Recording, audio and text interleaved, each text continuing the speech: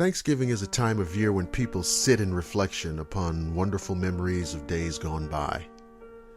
It is a time of rejoicing, of celebration, of reestablishing the bonds of friendship and family.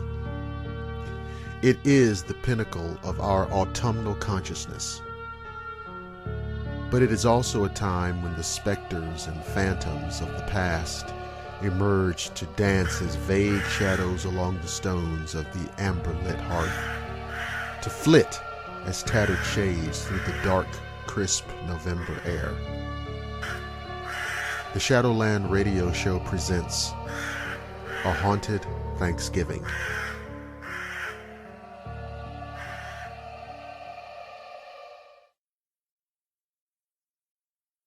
As Americans gather for the Thanksgiving holiday, it is perhaps time to turn the clock back to one family feast that did not raise quite as much cheer.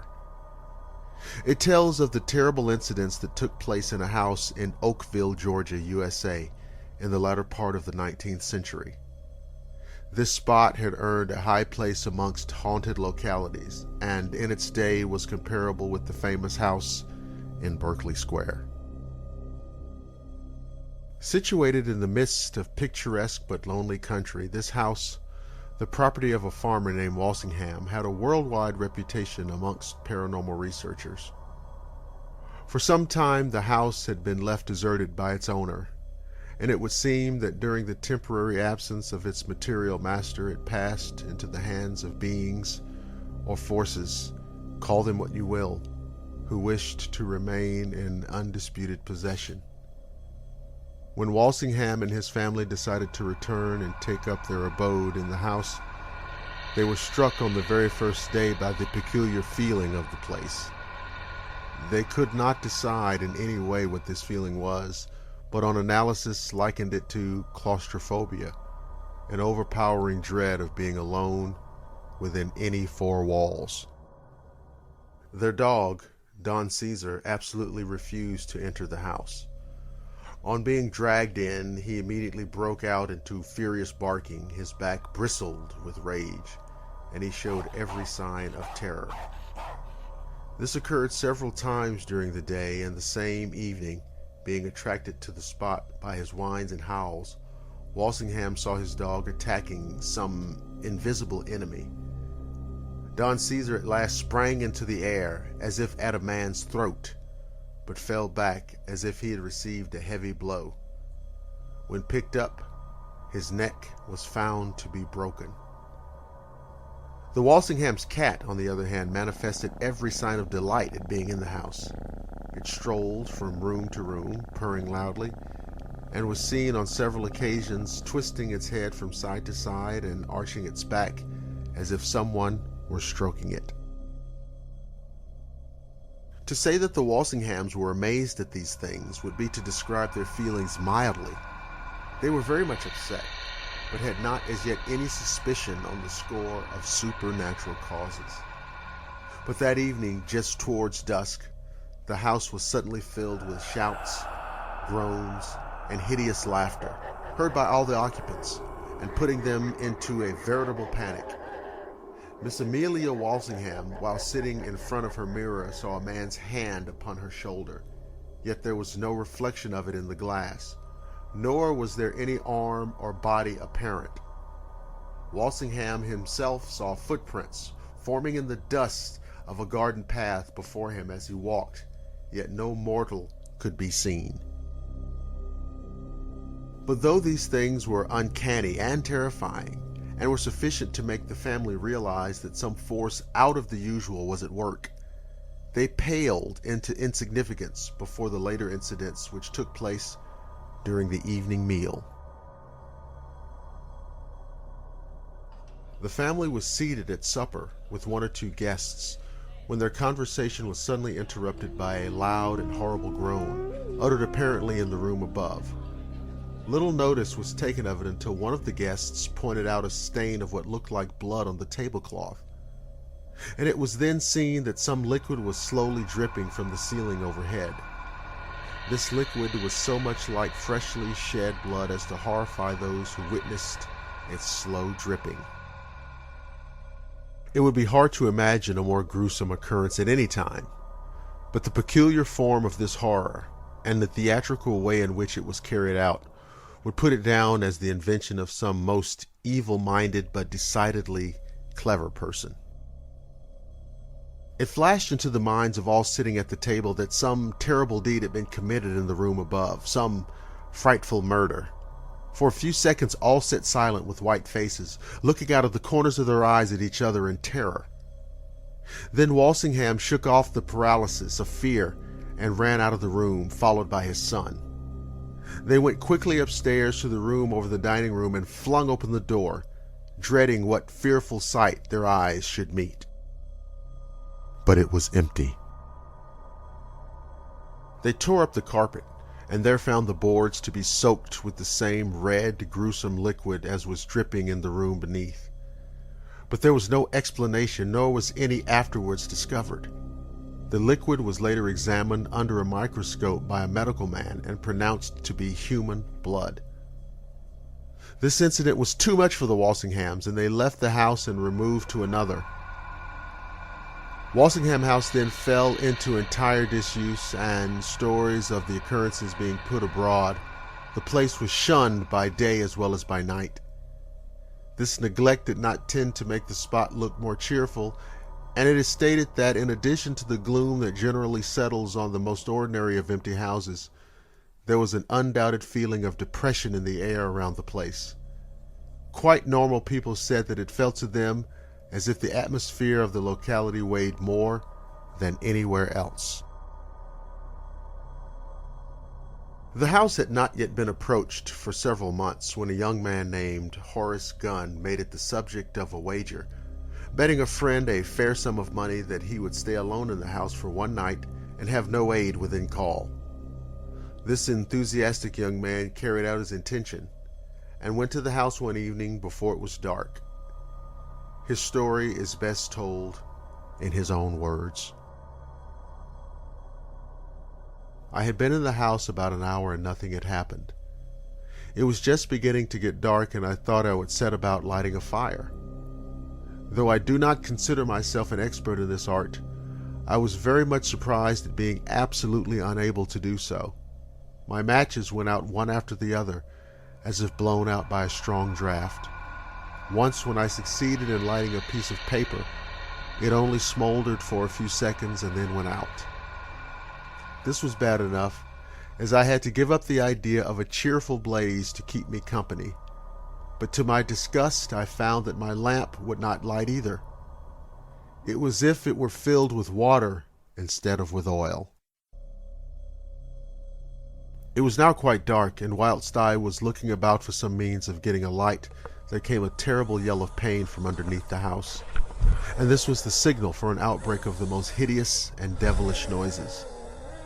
There were shouts, screams, groans, laughter, thumping, and the continual running up and down stairs as of several heavily shod people.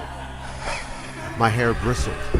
I stood by the window, practically paralyzed with fear, and had I been then able to control my limbs, I would have fled from the house. I would have lost my wager and 100 like it rather than stay in that haunt of fiends. Then suddenly the noises stopped. Complete silence fell on the place. But far from reassuring me, this made matters worse, for now I dreaded the silence even more than I had the ghostly noises. All the time I listened for something. Now and then I thought I heard the soft footsteps drawing near me, but it was nothing. This waiting and dreading was far worse than the pandemonium of terror. I did not have long to wait for the next move, for in the darkness there suddenly appeared a small spot of grayish light on the wall opposite me.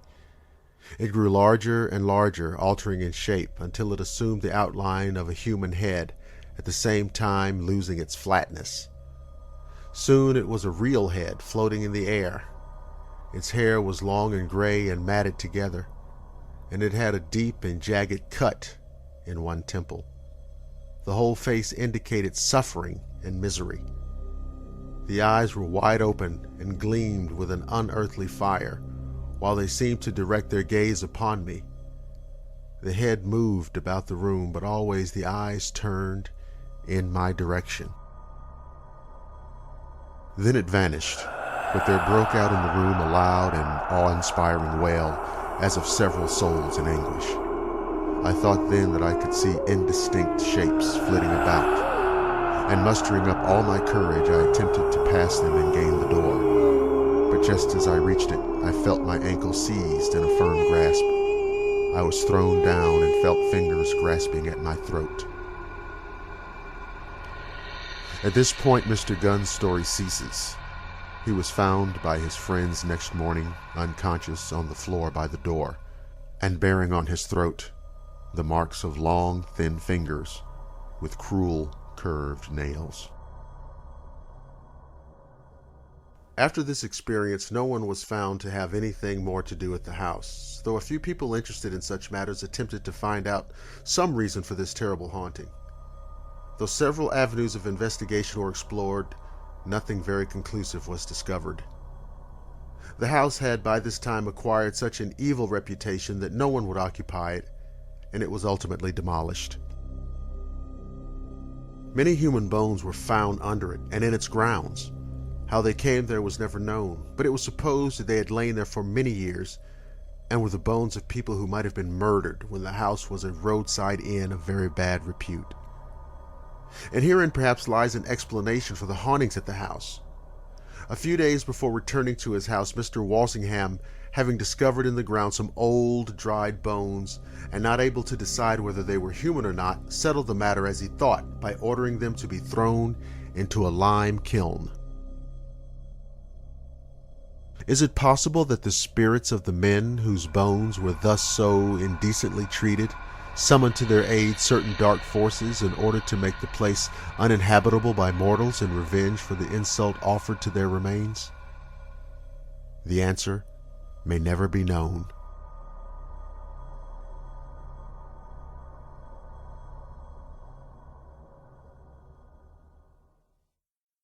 A laundress, newly moved to Charleston following the Civil War, found herself awakened at the stroke of 12 each night by the rumble of heavy wheels passing in the street.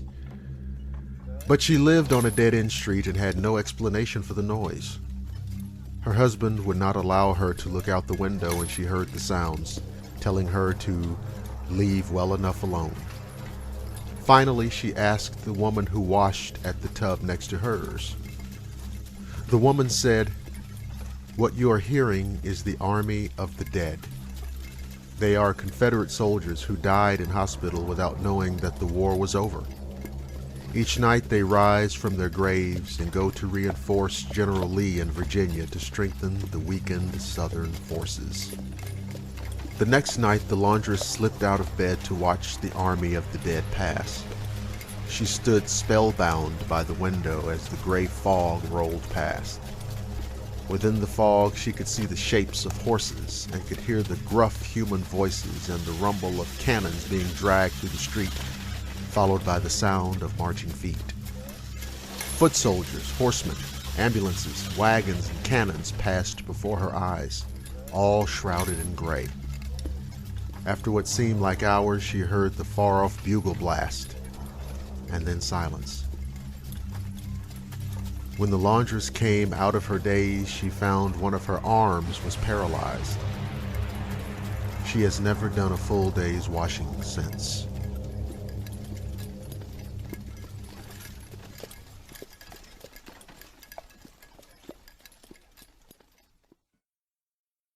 Thanksgiving is a time of year when people sit in reflection upon wonderful memories of days gone by. It is a time of rejoicing, of celebration, of reestablishing the bonds of friendship and family. It is the pinnacle of our autumnal consciousness. But it is also a time when the specters and phantoms of the past emerge to dance as vague shadows along the stones of the amber-lit hearth, to flit as tattered shades through the dark, crisp November air. The Shadowland Radio Show presents A Haunted Thanksgiving.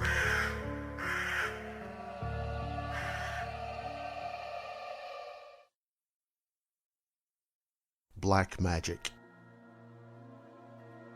Mad Henry was a hermit who lived alone in a decrepit old mansion at the edge of town. Rumors were rife about the wild-eyed man.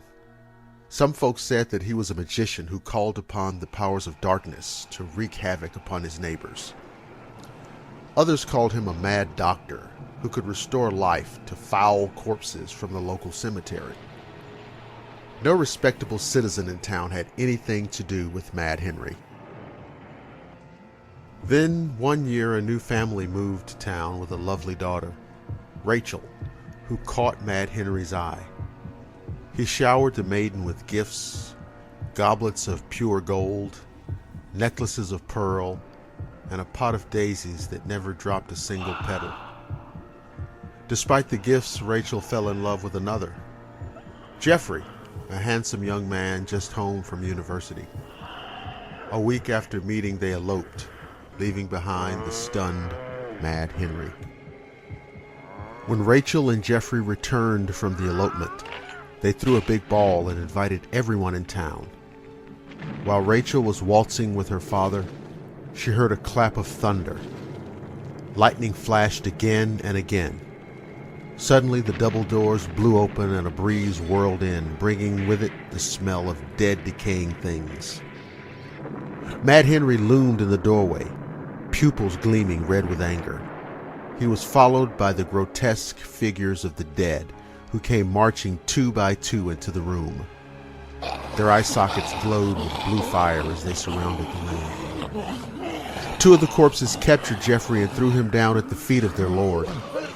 Red eyes gleaming, Mad Henry drew a silver-bladed knife and casually cut the bridegroom's throat from ear to ear.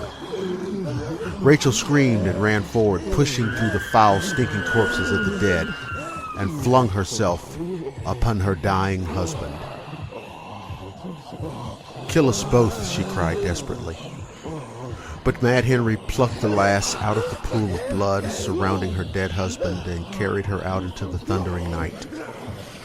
Behind him, the army of the dead turned from the grisly scene and followed their master. The sounds of thunder and lightning faded away as the alchemist and his dead companions disappeared into the dark night. Jeffrey's father and Rachel's father gathered a small mob and followed the evil hermit, intent upon saving Rachel. When they searched Mad Henry's house, they found it completely empty, save for a light which shone from a series of mysterious globes that bobbed near the ceiling of each room. Mad Henry had vanished. Search parties scoured the countryside for days, but turned up nothing. Jeffrey was buried in the local cemetery and the dance hall was torn down. No one in town spoke about what had happened, and no one dared imagine what had become of poor Rachel.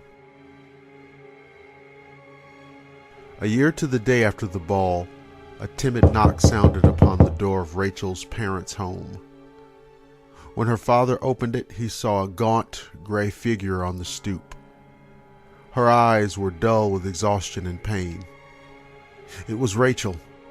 Her tongue had been cut out, so she couldn't speak.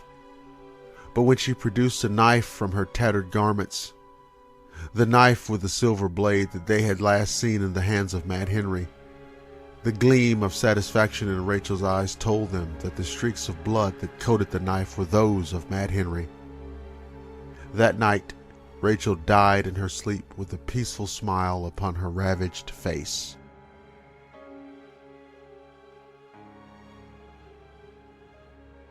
You're listening to the Blackwater Media Radio Network, the finest in digital audio entertainment.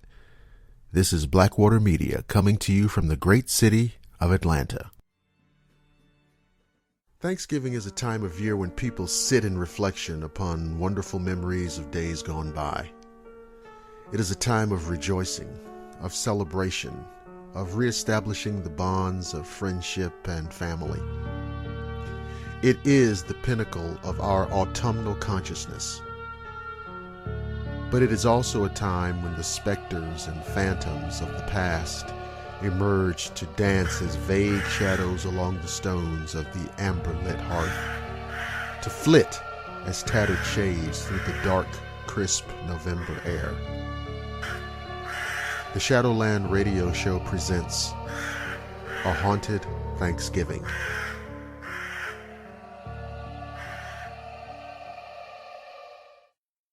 Don't turn on the light. She commandeered the room in the basement of her dorm as soon as she realized she would have to pull an all-nighter in order to prepare for tomorrow's final exam. Her roommate, Jenna, liked to get to bed early, so she packed up everything she thought she would need and went downstairs to study, and study, and study some more. It was 2 o'clock when she realized that she left one of the textbooks upstairs on her bed. With a dramatic sigh, she rose and climbed the stairs slowly to her third-floor dorm room. The lights were dim in the long hallway, and the old boards creaked under her weary tread. She reached her room and turned the handle as softly as she could, pushing the door open just enough to slip inside so that the hall lights wouldn't wake her roommate. The room was filled with a strange metallic smell.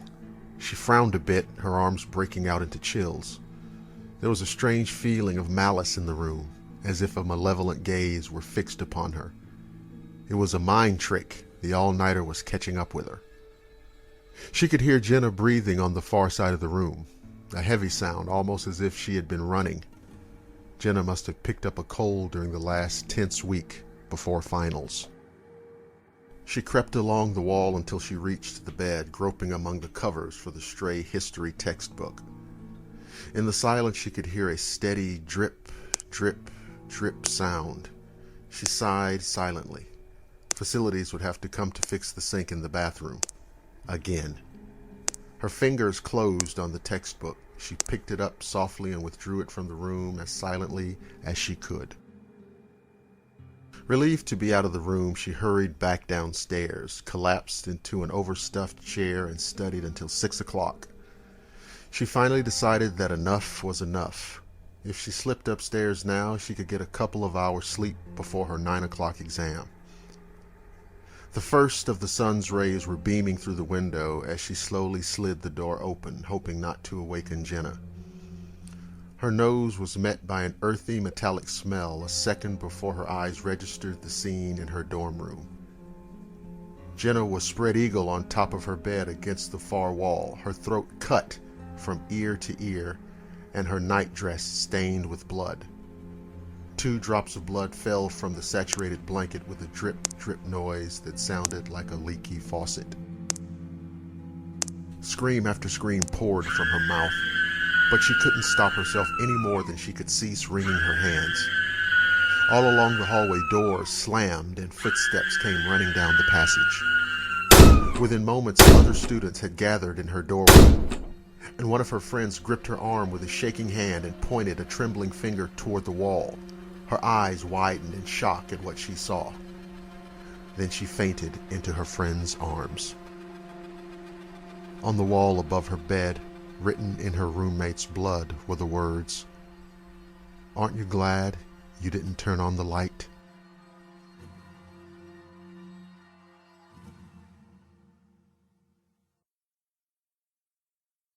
Thanksgiving is a time of year when people sit in reflection upon wonderful memories of days gone by. It is a time of rejoicing, of celebration, of reestablishing the bonds of friendship and family. It is the pinnacle of our autumnal consciousness.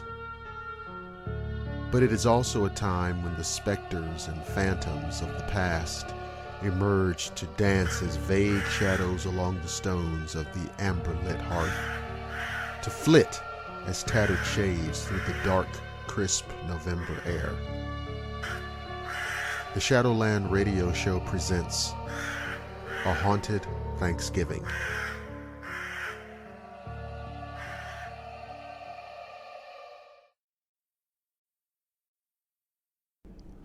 The Hotel del Coronado in San Diego is one of the most beautiful hotels in the world, and some say the most haunted. The ghost story that has long been attached to the hotel is unique in that it's one of the only Thanksgiving ghost stories ever told. It involves a young woman named Kate Morgan who checked into the hotel on Thanksgiving Day, 1892. and never checked out. When the Hotel del Coronado opened in 1888, it was the largest resort hotel in the world. In the mid-1880s, the San Diego area was in the middle of a real estate boom. To draw people to the area, several wealthy businessmen went in together and built the Hotel del Coronado. The popularity of the hotel was established before the 1920s. It already had hosted Presidents Harrison, McKinley, Taft, and Wilson. The hotel went on to host Presidents Franklin D. Roosevelt, Dwight D. Eisenhower, John F. Kennedy, Lyndon B. Johnson, Richard Nixon, Gerald Ford, Jimmy Carter, Reagan, Bush, Bill Clinton, George W. Bush, and Barack Obama.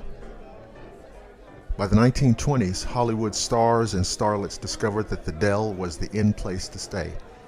Many celebrities made their way south to party during the era of Prohibition and used the Hotel Del as their personal playground.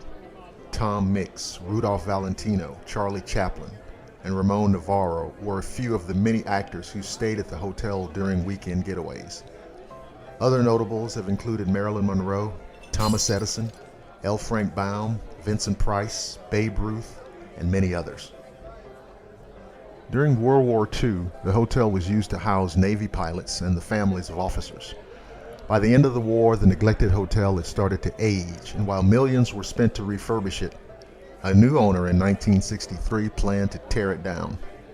However, he changed his mind and remodeled and expanded it instead. It remains today as one of the most beautiful resorts on the West Coast, and one with several ghosts. The hotel's hauntings include the ghosts of a little boy and girl, a former hotel caretaker seen in the dining room, and a Victorian woman who has been seen dancing in the ballroom. But there are none as famous as the ghost of Kate Morgan. Kate Morgan, a pretty woman in her mid-20s, checked into the Hotel del Coronado alone on Thursday, November 24th, 1892. During her stay, hotel employees, many of whom had frequent interactions with Kate, reported that she appeared ill and very unhappy. She had also told quite a few employees that she was waiting for her brother, who she said was a doctor, to join her, but he never showed up. 5 days after she checked in, Kate was found dead on an exterior staircase leading to the beach. She had a gunshot wound to her head, which the San Diego County coroner later determined was self-inflicted. A search of her hotel room revealed no personal belongings. In fact, there was nothing to identify the, quote, beautiful stranger, except the name she used when she registered, Lottie A. Bernard from Detroit. After her death, police sent a sketch of Kate's face and information about her death to newspapers and police stations around the country, in the hopes that someone could shed light on the dark mystery surrounding the suicide of the unknown girl at the Coronado Hotel. Eventually, Lottie Bernard was identified as Kate Morgan, originally from Iowa and the wife of Tom Morgan. Reportedly, Tom Morgan was a gambler who may have made his living gambling on the railroad. After the inquest into Kate's suicide, a gentleman came forward to say that he had seen Kate arguing with a man, thought to have been Tom, on a train en route to San Diego. The witness said that Tom disembarked before reaching San Diego and Kate continued on to the Hotel del Coronado by herself, where it is assumed she waited for Tom to join her. When he never showed up, Kate took her own life. Since that time, paranormal activity has been reported in the room Kate stayed in during her 1892 visit, room 3327. There are many other types of paranormal manifestations in other areas of the hotel as well. Kate Morgan is the most enduring ghost of the Grand Hotel and continues her hold on the place more than 125 years after her tragic death.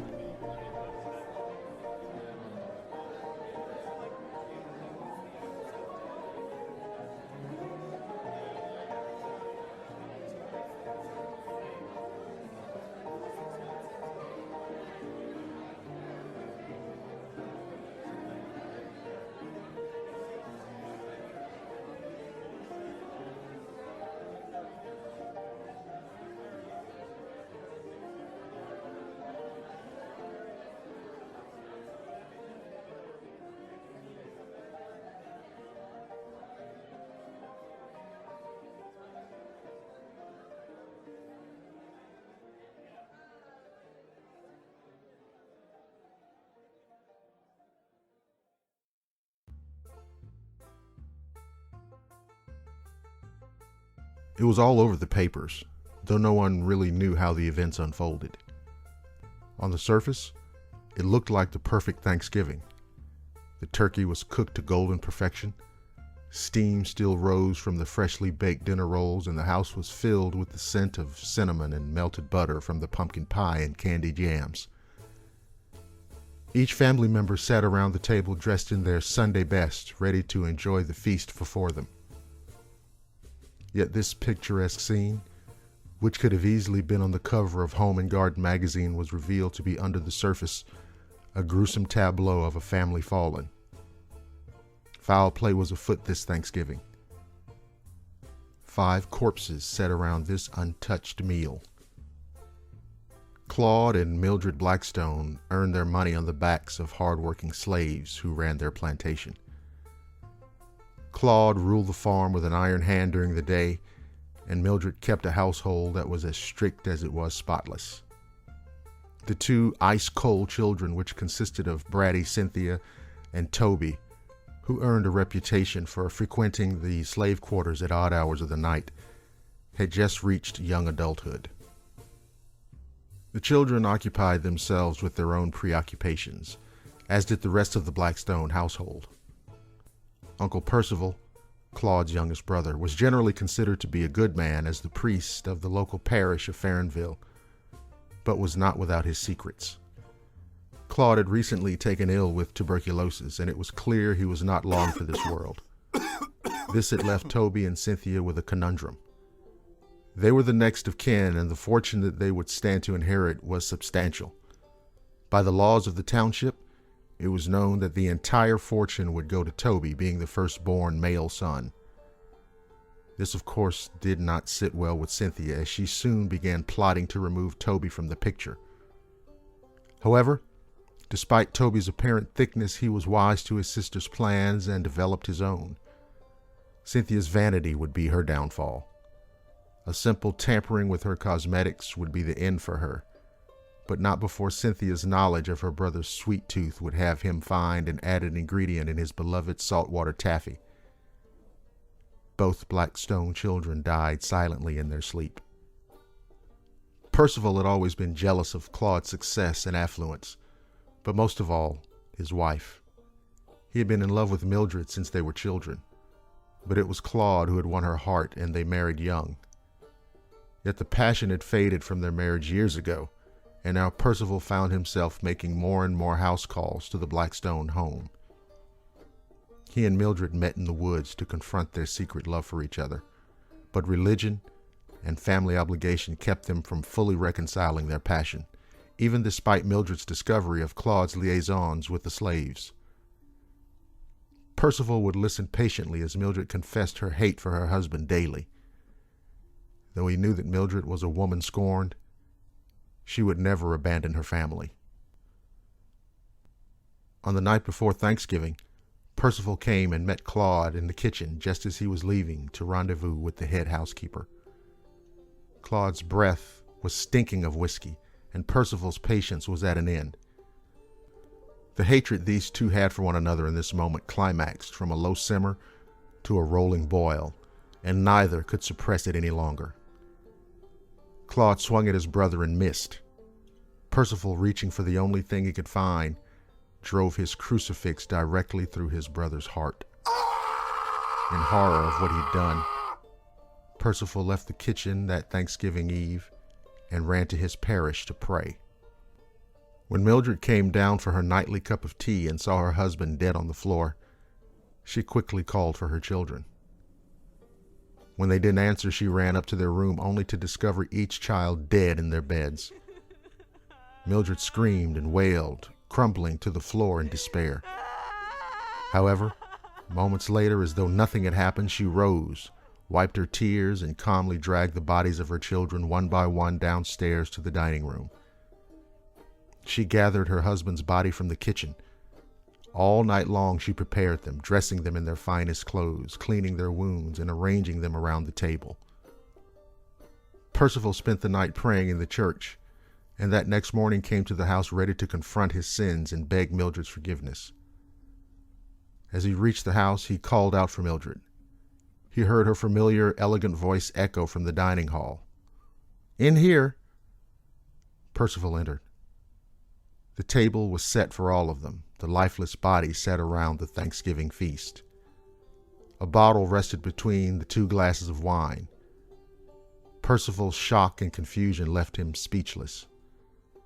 All thoughts of his own confession to Mildred had left his mind. As he stammered to ask Mildred for an explanation, she smiled sweetly and handed him a glass of wine. "Drink," she said, "and we can all be family again." Percival drank the wine as he was told, and the poison worked quickly. "Now, we are family again."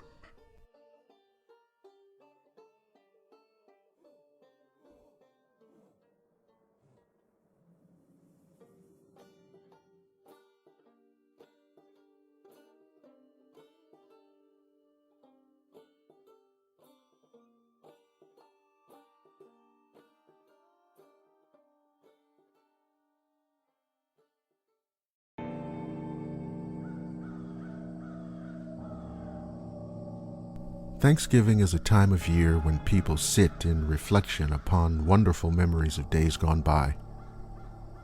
It is a time of rejoicing, of celebration, of reestablishing the bonds of friendship and family. It is the pinnacle of our autumnal consciousness. But it is also a time when the specters and phantoms of the past emerge to dance as vague shadows along the stones of the amber-lit hearth, to flit as tattered shades through the dark, crisp November air. Blackwater Media presents A Haunted Thanksgiving.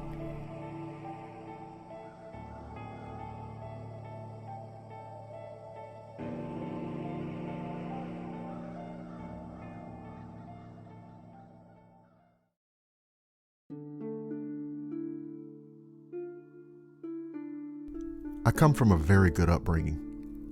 My family had it very good, and I never really had to be without anything. I try to give back as much as possible. I donate a lot of money to the poor and things like that.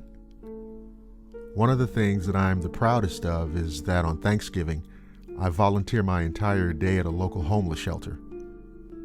I try to make sure that these much less fortunate people have a good day as possible for them. I stay in the shelter overnight and leave the following morning. One of the sadder things about working in a shelter is seeing the same people there year after year. I mean, I guess seeing them makes me happy that they're not dead, but it would be nice if the majority of them were able to get themselves a place to live and not have to live on the streets anymore. The Thanksgiving 10 years ago is one that I'll never forget. There's not a lot of build-up to the story, so I'll get right to it. The day and evening went as well as it could.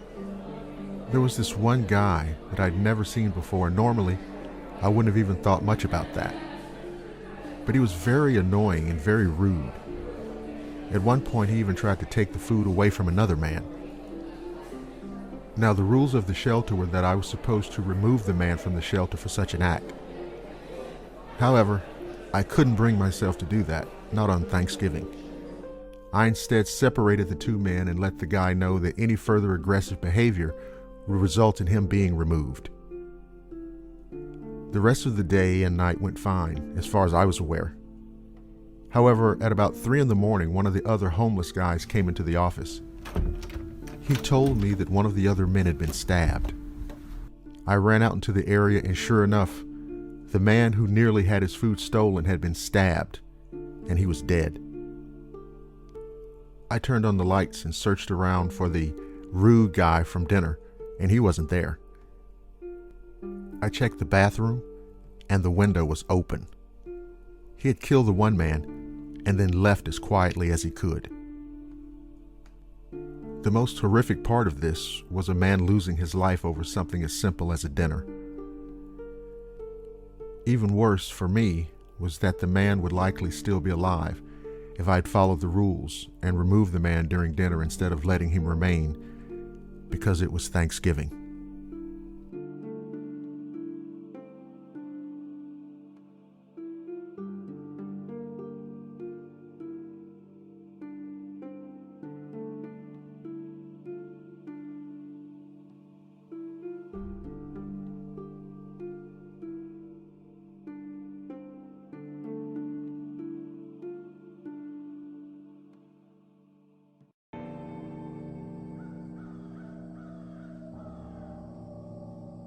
Thanksgiving is a time of year when people sit in reflection upon wonderful memories of days gone by. It is a time of rejoicing, of celebration, of reestablishing the bonds of friendship and family. It is the pinnacle of our autumnal consciousness. But it is also a time when the specters and phantoms of the past emerge to dance as vague shadows along the stones of the amber-lit hearth, to flit as tattered shades through the dark, crisp November air. Blackwater Media presents A Haunted Thanksgiving.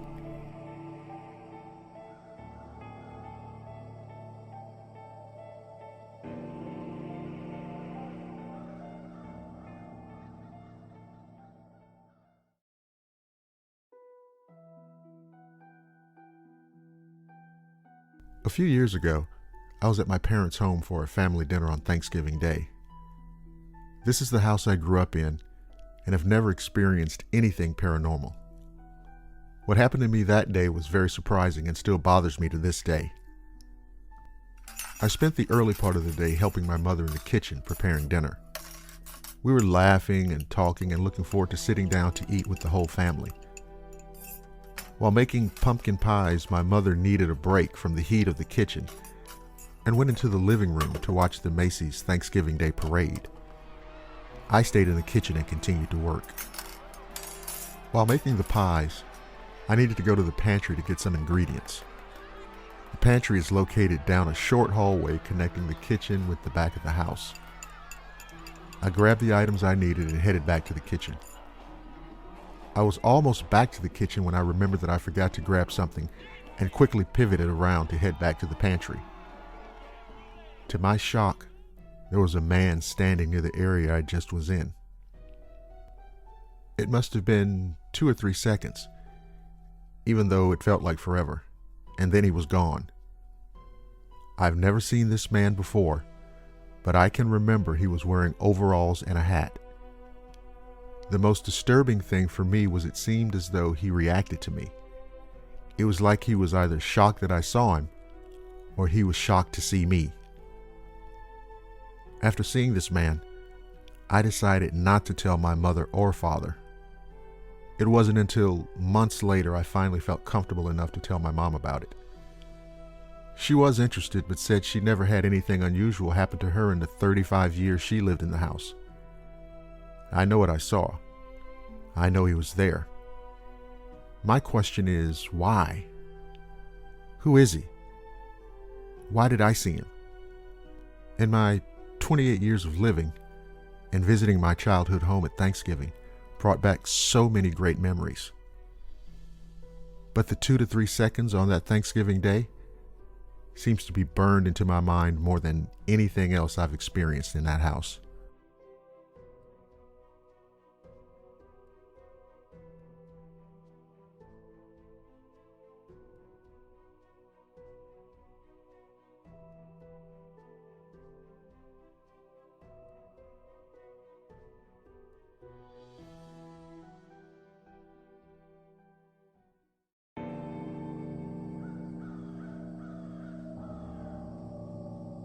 Thanksgiving is a time of year when people sit in reflection upon wonderful memories of days gone by.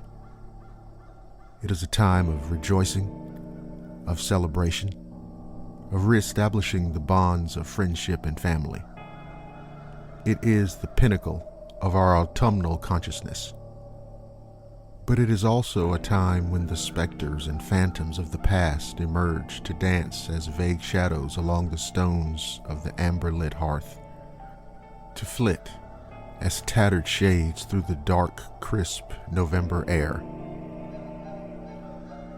Blackwater Media presents A Haunted Thanksgiving.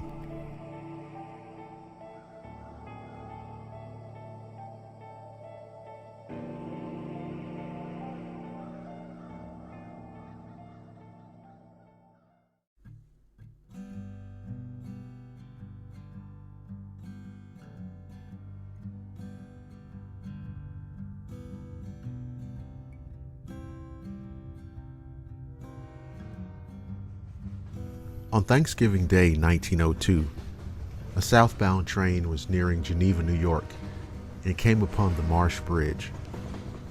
As the train approached the bridge, the engineer and fireman on board heard a piercing scream. When they looked up, they saw a white figure standing to the east of the bridge, frantically waving its arms. The engineer brought the train to a stop, and as he did so, they heard another scream, and the phantom disappeared before their eyes. The two men got out of the train and inspected the track and surrounding area for the screaming weirdo they saw just moments before. Nothing was out of place on the track, and there was no sign of any person or thing nearby. As they started across the bridge, they heard the shriek one final time. The train pulled into the station, and as happens in such circumstances, the men shared their odd experience with the other railroad workers.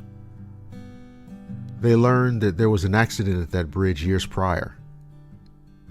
The engineer and fireman both died when the train went off the Marsh Bridge. The article that they read stated that the fireman's body was lost to quicksand and never recovered. Ever since that accident, a shrieking phantom is said to be spotted on this bridge every year on or near Thanksgiving.